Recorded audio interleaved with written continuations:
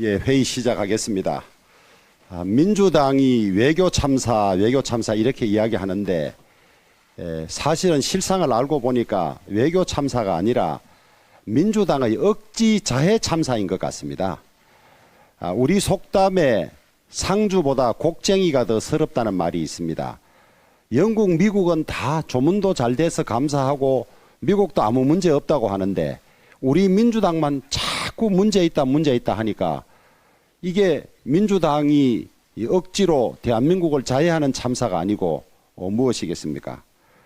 어제는 민주당이 169석 다수의 갑질 행포와 또 김진표 국회의장의 중립성 상실로 박진 장관에 대한 해임 건의안이 통과됐습니다마는 남은 것은 헌법상 국회의 해임 건의권 사문화와 민주당의 대통령과 정부에 타격을 가하려는 정략만 남았습니다. 태산명동에 서일피라는 말이 있습니다마는 민주당이 이렇게 난리를 치고 남은 것은 민주당의 정략만 드러난 꼴이 됐습니다.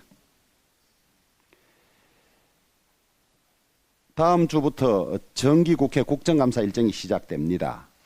지금까지 국회 상황을 볼 때 이번 국정감사도 순탄치 않을 것으로 예상이 됩니다. 해외 순방 논란에서 보듯이 민주당은 조그만한 흠 혹은 있지도 않은 흠을 확대 재생산하고 이것을 언론 플레이하고 하는데 아주 능력을 가진 정당입니다. 사민성호라는 말이 있습니다. 없는 호랑이도 한 사람이 호랑이를 봤다 그러고 이어서 두 사람이 따라서 호랑이를 봤다 하면 그 호랑이가 있는 거라는 것이 되지요. 우리 각 상임위별로 간사님들이나 의원님들은 이러한 환경을 숙지하시고 팩트 체크가 제일 중요합니다. 정책위 수석 전문위원들과 보좌진들이 발언 하나도 충분한 팩트 체크를 거친 다음에 해주시고 민주당 측의 주장이나 발언에 대해서는 철저히 팩트 체크를 해서 과장이나 허위가 없도록 대비해 주시기를 바랍니다. 우리가 비록 숫자적으로는 열세지만은 국감 20일 동안 팀워크를 이루어서 파이팅 해 주시기를 부탁드립니다.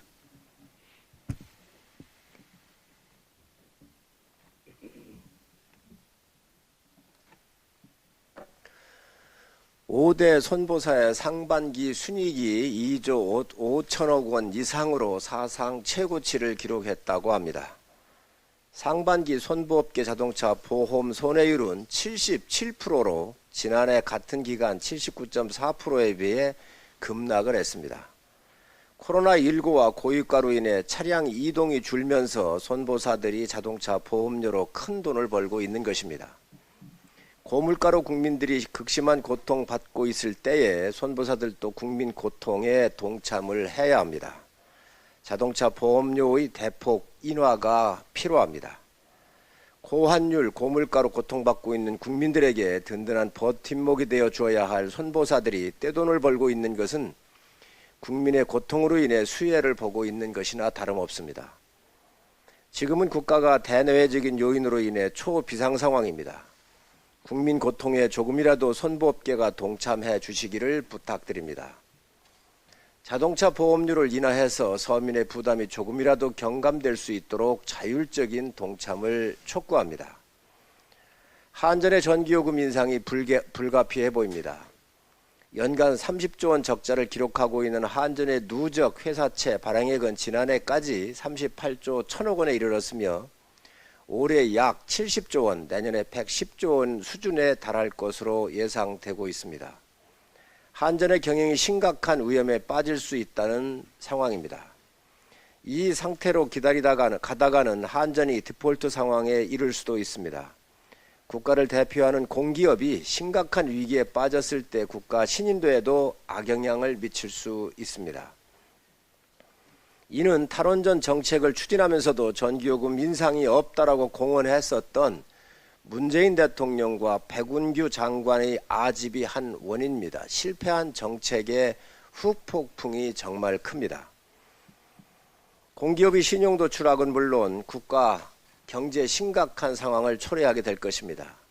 전 정부에 의해서 초래된 한전의 위기를 극복하기 위해서는 상당 폭의 전기 요금 인상이 수반될 수밖에 없습니다. 국민의 부담을 최우선적으로 고려하여 최소한의 인상을 요청했으며 한전은 이에 따라서 4분기부터 전기료 인상이 불가피하다는 보고가 있었습니다. 소비자 물가 등 서민의 어려운 상황을 고려하여 이미 당은 최소한의 인상을 요청했습니다. 또한 에너지 빈곤층에 대한 바우처 확대와 동절기에 전기 복지를 받아야 할 대상에 대해서 복지 할인 확대해 줄 것도 요청했습니다. 전 정부의 탈원전 등 전기 관련 정책 실패로 국민 부담이 가중되게 되어서 안타깝지만 이를 최소화하기 위한 방안을 지속적으로 찾도록 하겠습니다. 국민 여러분의 양해를 부탁드립니다. 대한민국 핵심 가치인 자유민주주의를 실현하고 어느 정부보다 보훈과 국가 유공자에 대한 예우를 중시하는 윤석열 정부 기본 정신에 따라서 국가보훈처를 국가보훈부로 격상할 필요가 있습니다. 국가를 위해 희생한 분들을 기억하고 계승하는 것이 국가의 품격입니다. 그렇기 때문에 미국, 캐나다 등 주요 선진국들은 국가 유공자에 대한 법과 제도를 완비하고 유공자에 대한 정신적 예우와 의전 등의 각별한 신경을 쓰고 있습니다. 국가가 끝까지 책임지는 인류 보훈이라는 국정과제를 실현하고 독립유공자, 월남과 6.25 참전용사, 5.18 민주화운동 유공자 등 국가를 위해 헌신한 분들을 예우하기 위한 보훈부 승격을 적극적으로 검토해 주시기 바랍니다. 더불어민주당에서도 관련 법안을 발의한 만큼 국가보훈체계의 위상을 강화할 수 있는 국가보훈부 승격에 대해서 적극 협조해 주시기를 부탁합니다.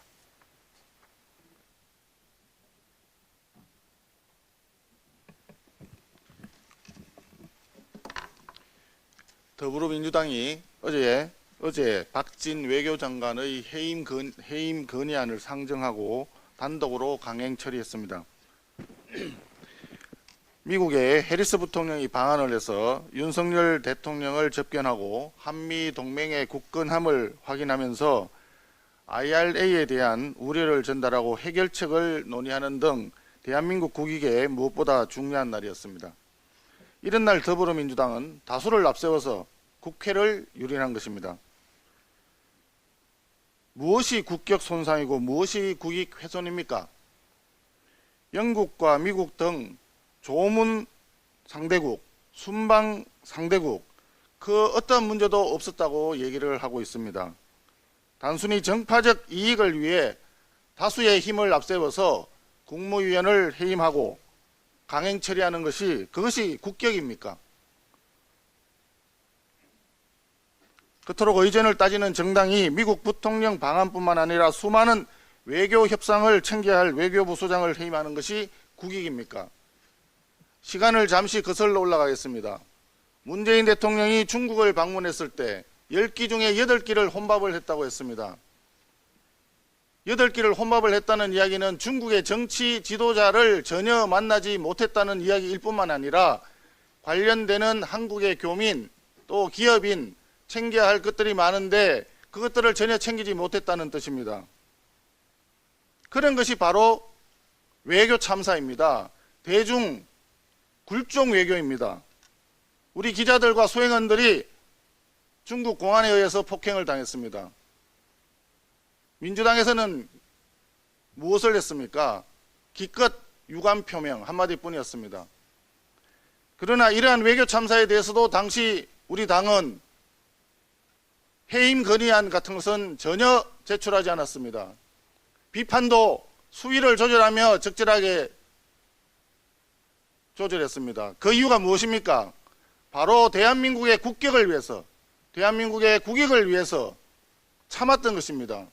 국익을 위해서 세계에서 외교 현장에 나가가지고 열심히 지금 전쟁을 하고 있는데 등 뒤에서 비수를 꽂는다는 것은 우리 당으로서는 전혀 상상하기 못하는 그런 행위입니다. 그런데 어제 더불어민주당은 단독으로 외교부 장관의 해임 건의안을 강행 처리했습니다. 국민들은 민주당의 이러한 비겁한 행동에 대해서 두고두고 기억을 할 것입니다. 민주당이 저지른 이런 굉장히 나쁜 힘자랑하는 행태, 국민들이 기억을 할 것이고 심판을 할 것입니다. 헌정사에 씻을 수 없는 오점으로 오랫동안 남을 것입니다. 이상입니다. 공개적으로 발언, 이제 차례대로 그러면 나가 주십시오. 예.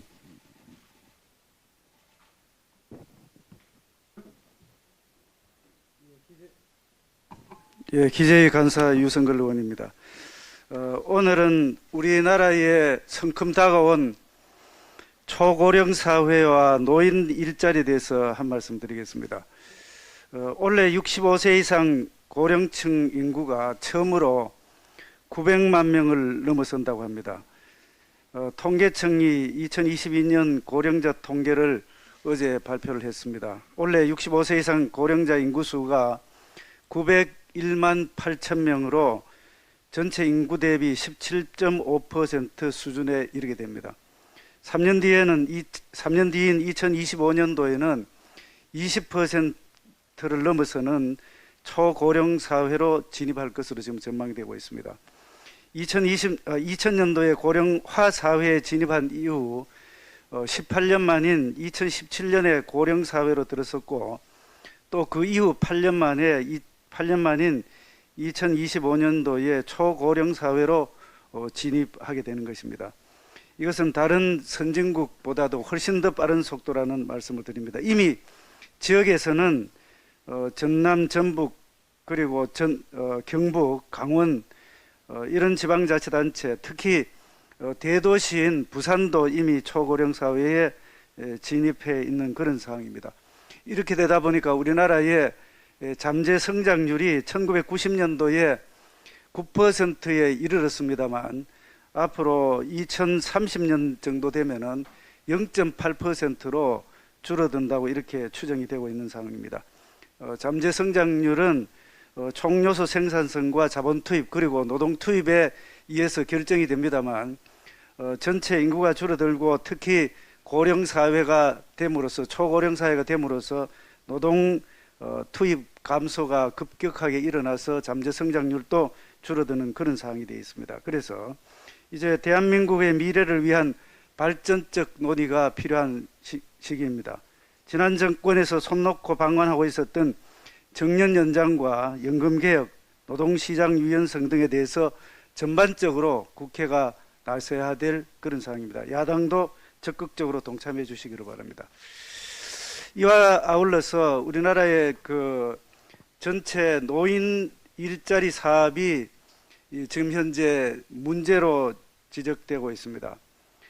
지난 정부는 막대한 예산을 노인 일자리 사업에 투입했지만 단순 알바형 일자리에 그쳤습니다.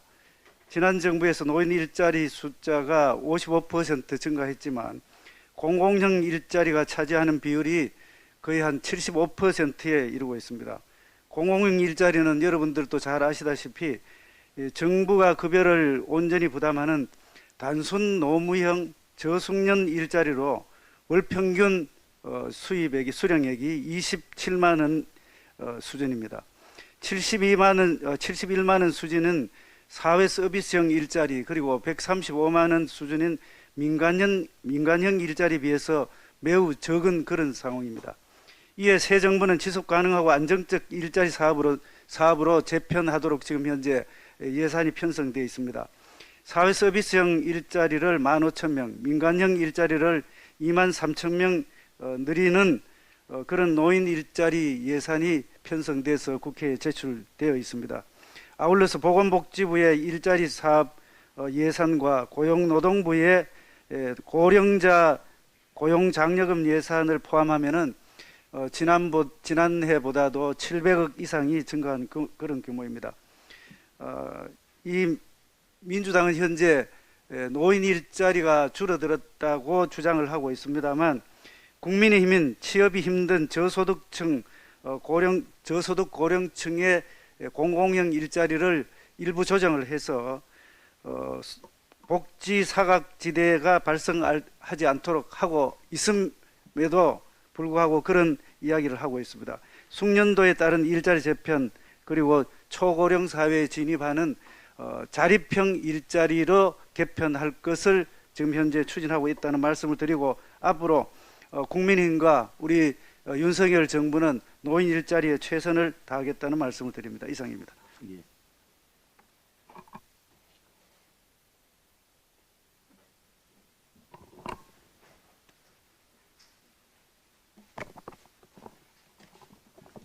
네, 교육위원회 간사 이태기 의원입니다. 어제 민주당의 외교부 장관 해임 건의안 단독 강행 처리는 한마디로 외교 추태입니다. 대통령의 해외 순방은 기본적으로 국익을 위한 행동입니다. 외교적 성과를 놓고 여야 간의 평가의 차이가 있을 수 있지만 야당 홀로 외교 참사 운운하며 동맹국 부통령이 방한한 날에 외교부 장관 해임 건의안을 처리한 것은 국제사회에서 볼 때 볼썽사나운 외교 추태가 아닐 수 없고 국제적으로 부끄러운 일입니다. 야당은 외교 참사라고 합니다. 참사는 비참하고 끔찍하다는 말로 쉽게 쓸 수 있는 말이 아닙니다. 이번 해외 순방에서 무엇이 그렇게 비참하고 끔찍했는지 야당에게 묻습니다. 대한민국은 외교로 먹고 사는 나라입니다. 안보에 여야가 따로 없듯이 국익을 위해서라면 대통령의 해외 순방을 야당이 받쳐줄 수도 있다고 봅니다. 그런데 도와주기는커녕 매사를 색안경을 끼고 실수하기만을 기다리고 있으니 이것이 소인배의 행태와 무엇이 다르겠습니까? 지금 169석 거대 야당이 휘둘러대는 다수의 정치 횡포는 국정 발목 잡기 수준이 아닌 국정 발목 꺾기 수준입니다. 상식을 벗어난 제1당의 행태는 아마도 이재명 대표의 기소에 따른 맞불과 분풀이 성격도 있어 보입니다. 그렇다고 있는 죄가 없어질 수는 없습니다. 죄가 있다면 대가를 치러야 하고 만약 무리한 정치적 기소였다면 이재명 대표의 앞날에 날개를 달게 될 것이니 걱정할 필요가 없습니다. 국무위원 해임 건의안은 국회가 행정부를 견제하는 헌법상의 중요한 권능입니다. 사용에 신중해야 하고 결정이 나면 권위 있게 집행되어야 합니다. 그런데 수용이 안 될 것을 뻔히 알면서도 남발하게 되면 국회의 권위는 추락하고 정치 갈등만 심해지게 됩니다. 이 점을 민주당이 모를 리가 없습니다. 어떻게 민주주의는 무너지는가라는 책에서 미국 민주주의를 지키는 핵심 규범으로 상대방에 대한 존중과 제도 권력 사용의 자제를 들고 있습니다. 그 핵심은 공존입니다. 지금 민주당이 보여주고 있는 황폐화된 정치는 교육적 측면에서 보면 악성 종양과도 같습니다. 우리 아이들이 무엇을 보고 배우겠습니까? 비판과 견제가 야당의 역할인 것은 분명하지만 지금 야당의 행태는 도를 넘어 증오와 배제의 정치를 확산하고 의회 민주주의를 위협하고 있습니다. 세상사 모든 것이 과유불급입니다. 무리한 힘의 정치는 반드시 역풍을 불러오게 된다는 사실을 민주당은 명심해야 합니다.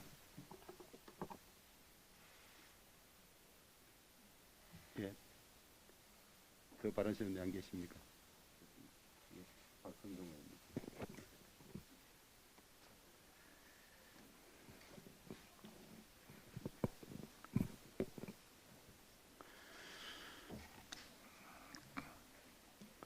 거방이 박성중 의원입니다. 국민의힘은 29일 자막 조작 방송을 한 MBC를 정보통신망 이용 촉진 및 정보보호에 관한 법률 또 형법에 의해서 명예훼손 위반으로 대검찰청에 고발을 했습니다. 대상은 MBC 박성재 사장, 박성호 보도국장, 연보염 디지털 뉴스국장, 임현주 기자 4명입니다. 연보염 디지털 뉴스국장은 명확히 확인되지 않는 발언을 직접 자막으로 제작해서 MBC 디지털 뉴스 유튜브 채널에 오늘 이 뉴스 이 XXL이 승인 안 해주면 바이든은 쪽팔려서 어떡하나라는 제목의 영상을 공개하였고 박성재 사장은 이 거짓 보도에 대한 책임이 있습니다. 또한 박성호 보도국장과 임현주 기자는 MBC 뉴스룸을 통해서 윤 대통령 발언 논란 민주 국격 떨어져라는 기사를 보도하였고 윤석열 대통령을 비방할 목적으로 영상 취지에 더하여 미국이라는 자막을 추가하는 방법으로 윤 대통령이 미국 의회 발언을 하였다라는 허위 조작 방송을 자행했습니다. 그런데 MBC는 사실을 왜곡하는 매국 조작 방송으로 한미 관계를 훼손하고 국민 기만을 자행했음에도 반성의 기미는 전혀 없습니다.